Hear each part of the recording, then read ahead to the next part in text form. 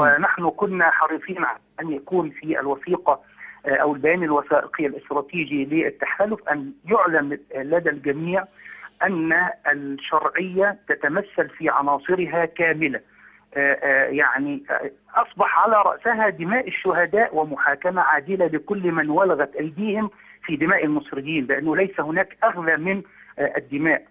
ثم أيضا الشرعية المتمثلة بنتائج الإرادة الشعبية. ليس الأمر ليس متعلقا مع كل التقدير والاحترام لشخص الدكتور محمد مرسي ولا لأشخاص أعضاء مجلس الشورى ولا خلافه. الأمر متعلق بأن هذا الناتج إنما جاء نتيجة إرادة شعبية حرة بوسيلة ديمقراطية سلمية شهد لها العالم، وبالتالي لابد من احترام هذه الآلية وهذه النتائج، وإلا فلن يكون هناك سبيل ديمقراطي سلمي تنهض عليه البلاد، ومن يخالف ذلك إنما يناقض نفسه.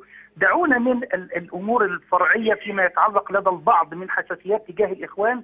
هذا أمر يجب أن ينحى جانبا، وأن تقدم النقاط الأكبر والأعظم في مسألة التوافق وفي مسألة النظر إلى حل المشكلة، وليس النظر إلى شخص الدكتور مرسي مع كل الاحترام والتقدير، إنما هو رئيس انتخب بإرادة حرة، أو الرئيس مدني له مدة 4 سنوات لم يستكمل مدته، تعرض لما تعرض له، وقد كان من فضل الله عز وجل أن كان لهذا الانقلاب من الانعكاسات التي كشفت الحقائق مما يبين للجميع هذه المشكلة.